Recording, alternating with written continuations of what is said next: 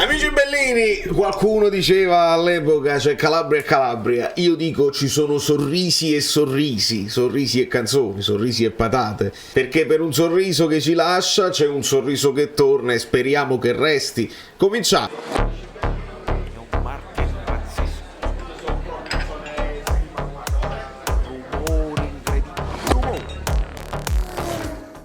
Allora, è il momento che si infiammi il mercato, ne dobbiamo parlare perché altre squadre sono più attive di altre, alcune squadre sono più attive di altre e il Napoli già mantiene quello che... Allora, Giuseppe Scaperrotta, benvenuto sul canale e benvenuti a tutti i nuovi iscritti, e vedo che siete bravi, siete potenti, siete attenti anche quando invio video e posto video un pochino più tardi.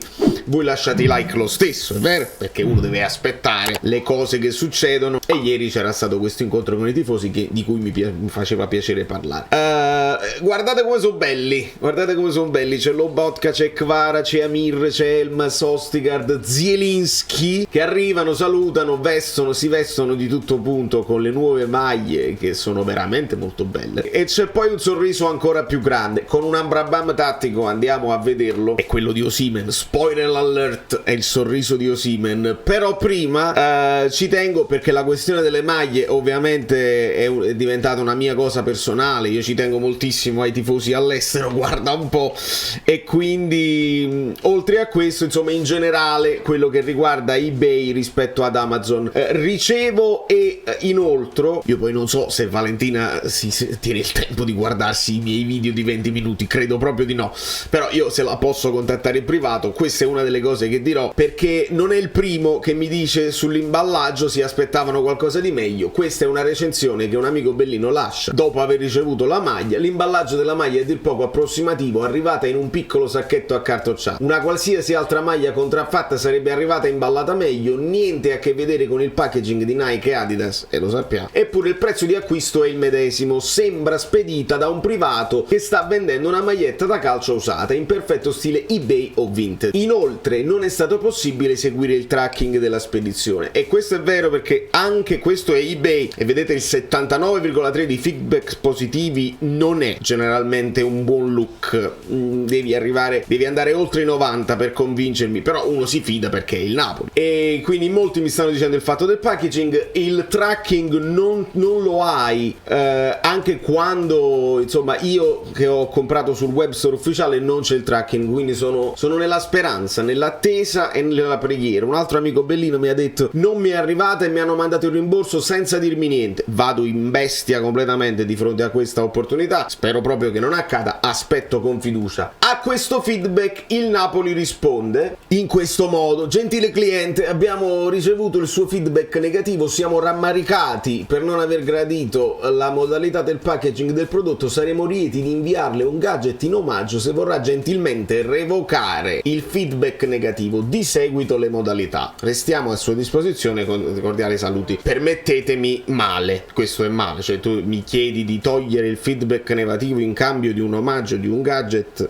Male. Tant'è vero che l'amico bellino, con grande dignità e scrivendo anche molto bene: gentile venditore ufficiale SSC Napoli, il senso di lasciare i feedback visibili alla community ha la duplice funzione di far conoscere l'esperienza di acquisto a chi come il sottoscritto decide puntualmente di ogni anno di acquistare merchandising autentico anziché contraffatto ad un quarto del prezzo, ma soprattutto dovrebbe essere un'occasione di revisione di alcune modalità di vendita da parte della società, alla cui crescita teniamo tutti noi tifosi. Mi dispiace, non sono interessato al regalino, tengo il mio feedback. Questo deve essere un pensiero del Napoli, di Valentina, della società, di chi si sta occupando di queste cose. Non bene, lo segnaliamo, lo riceviamo e lo inoltriamo a chi di competenza. Dopodiché abbiamo finalmente l'ufficialità, la dichiarazione dei redditi e tutta una serie di cose, nello specifico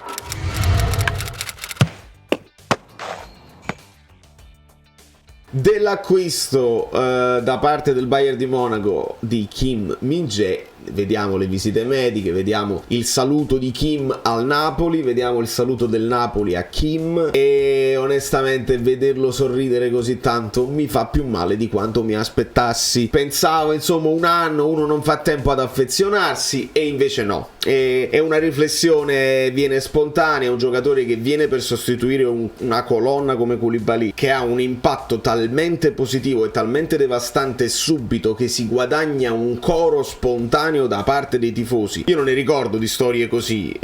Arrivi, vinci lo scudetto, sei devastante, diventi il miglior difensore della Serie A e ci lasci. Fa più male di quello che pensassi. Sì, solo la maglia, abbiamo capito, però devi fare i conti con quelli che sono i sentimenti di un tifoso, e mi fa male. Mi fa più male di quello che mi aspettassi.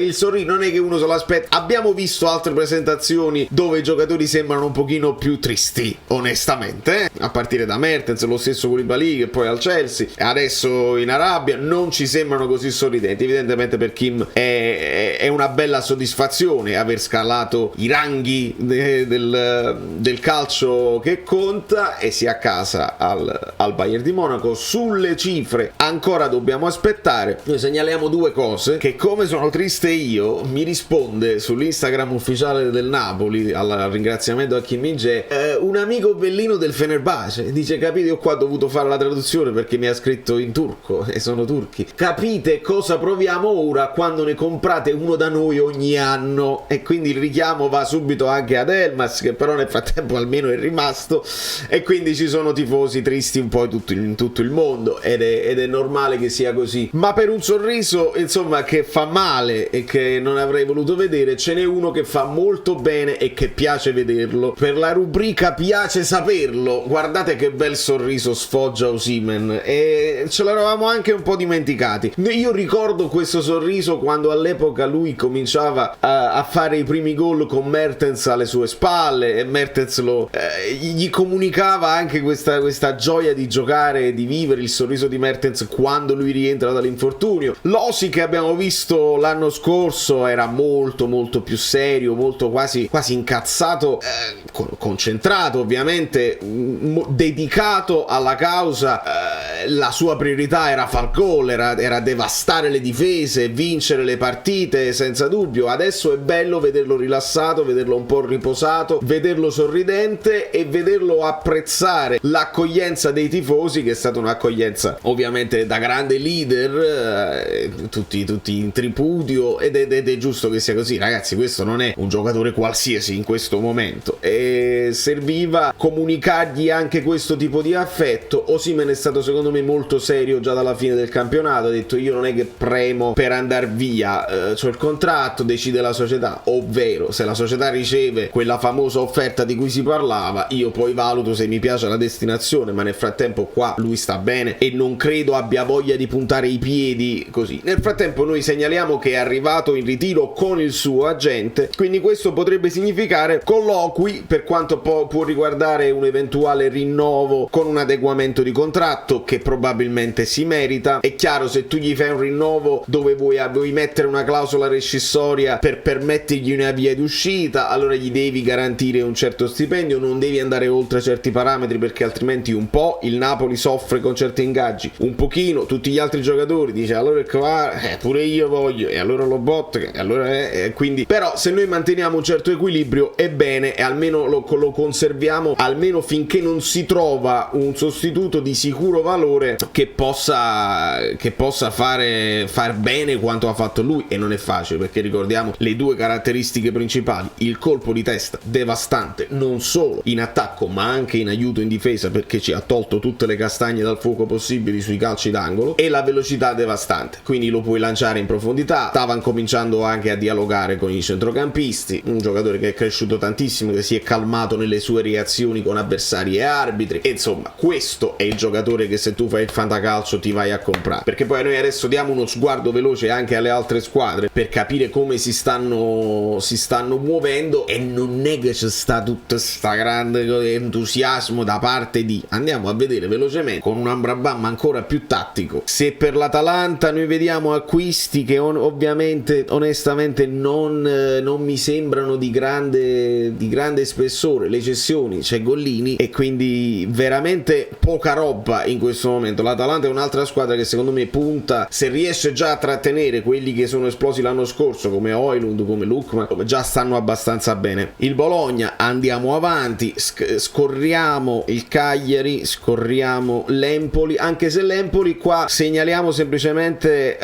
tra le trattative, oltre alla cessione di Parisi alla Fiorentina e quella di Vicario al Tottenham e altri giocatori che sono anche molto interessanti, la trattativa per Caprile.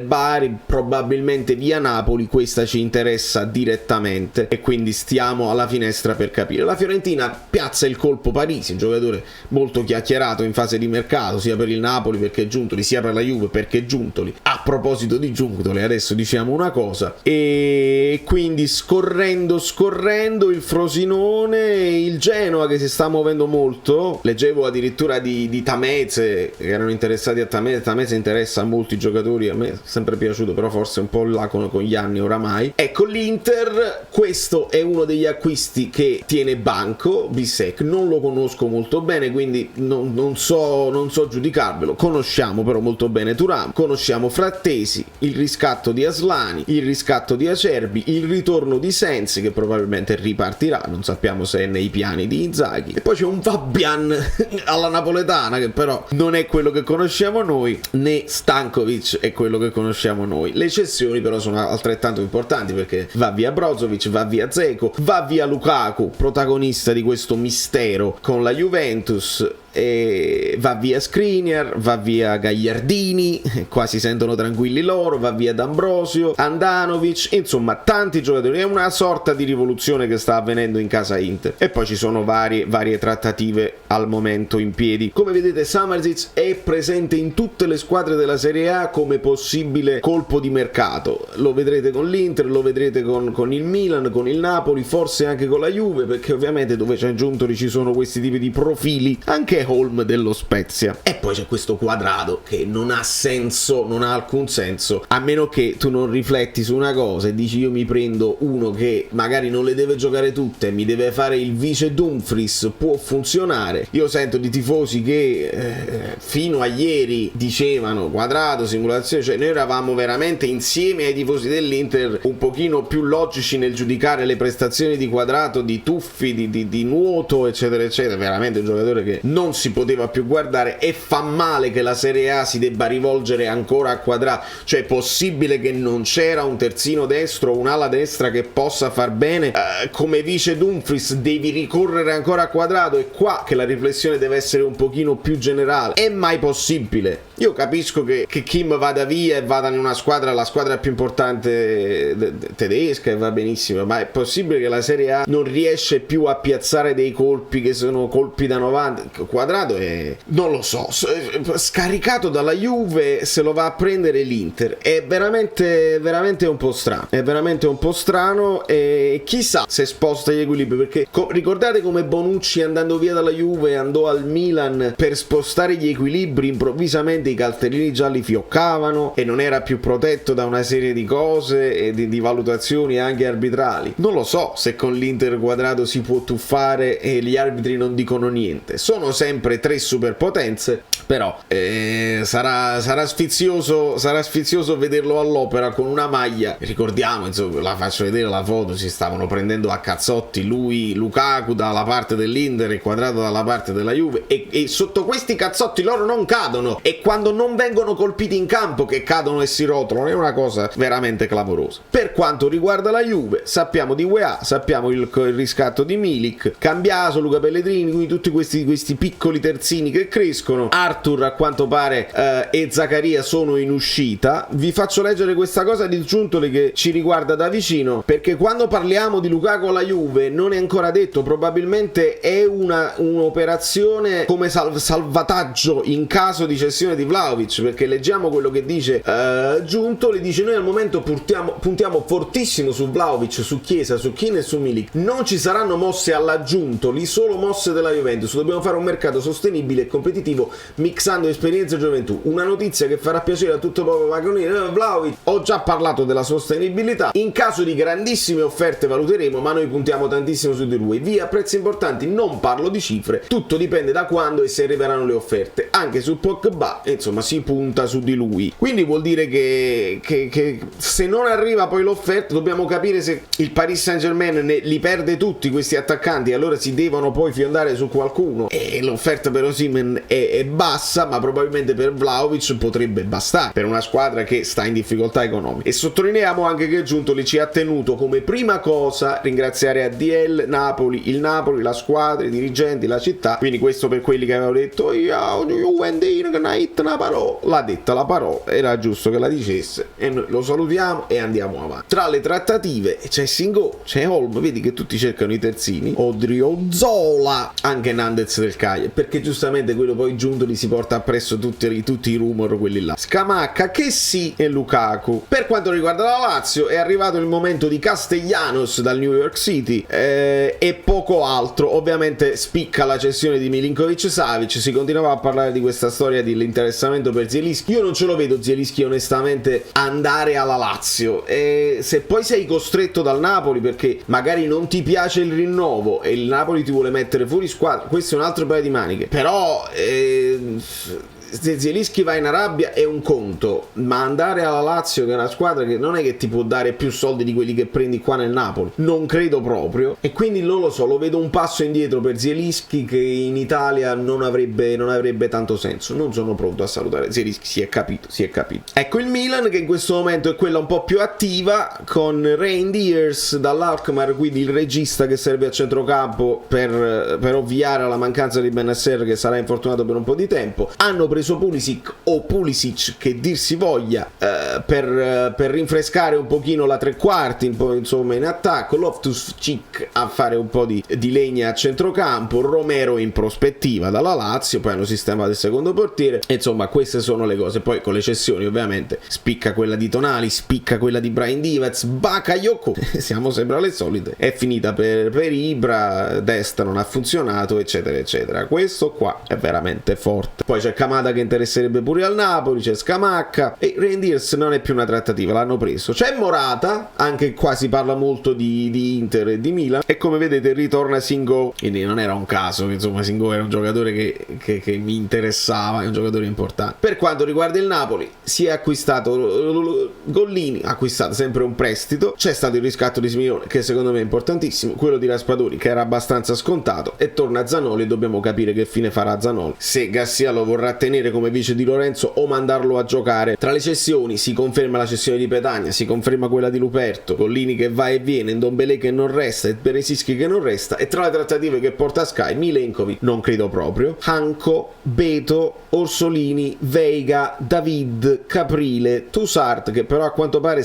è passato all'Unione Berlino, sta passando all'Unione Berlino, Hertha Berlino, quindi c'è l'intreccio con Dem. Itakura pare che non si possa fare, Koch, Kilman, Lenormand, Faraoni legato alla situazione di Zanoli, Carson e sempre Samardzic. Quindi questi sono i soliti nomi, ragazzi. Si parla molto di Lo Celso, insomma aspettiamo, perché veramente c'è poco. Adesso è uscita questa voce del centrocampista del Bayern di Monaco, credo che abbia un ingaggio importante. Se si riesce a fare un'operazione all'Andombele è un conto, se invece no, se il Napoli lo deve comprare, la vedo difficile comprare dal Bayern di Monaco. Per quanto riguarda la Roma, che si era mossa molto presto con alcuni acquisti come Aouar, come Indica, si è un po' fermato un po' tutto, non c'è tanto movimento in questo momento, non ci sono grandi cessioni e ci sono le trattative. Ritorna il nome di Scamacca, ritorna il nome di Hjulmand del Lecce, e Adama Traoré, a quanto pare non si parla più del Napoli, secondo me è pure meglio. In chiusura, ragazzi, guardate che bella foto mi mandano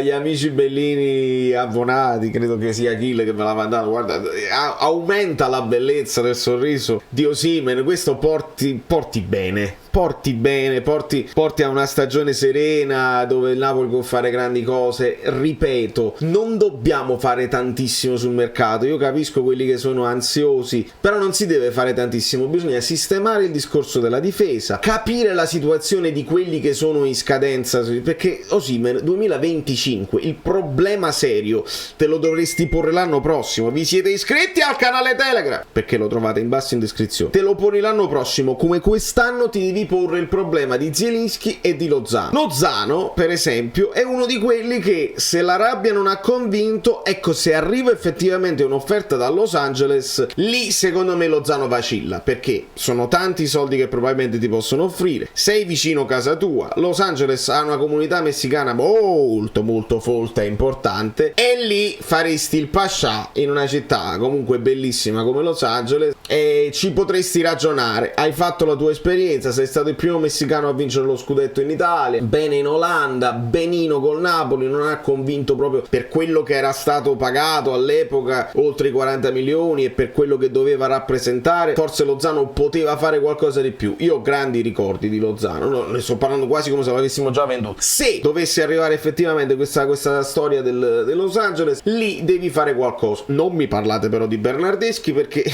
perché si torna indietro di 1000 anni. Non mi sembra un'operazione alla Napoli. Sappiamo che però piaceva a De Laurentiis e sappiamo che forse Spalletti non era entusiasta della cosa. Potrebbe essere che De Laurentiis ci riprovi, dice un altro allenatore, magari lui dice sì, e se proprio gli fa impazzire Bernardeschi, ritorna Bernardeschi. Sì, un buon calcio di punizione, sì, probabilmente, ma abbiamo visto anche tante volte tentare la giocata e andare a salve, andare a vuoto. Quindi io cercherei qualcuno nuovo, magari sconosciuto a noi, ai più, e che il Napoli indovini così dimostriamo che non era solo Giuntoli a trovare i talenti, che Micheli è bravo, che Mantovani è bravo, che Meluso ci sa fare e che De Laurentiis mette la firma su un altro gruppo di lavoro vincente. Da New York, Valerio Fluido è tutto, con i sorrisi, con la tranquillità, state calmi che il Napoli parte da un impianto di squadra forte, bisogna farlo il difensore, bisogna fare un centrocampista o forse due, e forse serve un esterno destro. Per il resto stiamo tranquilli.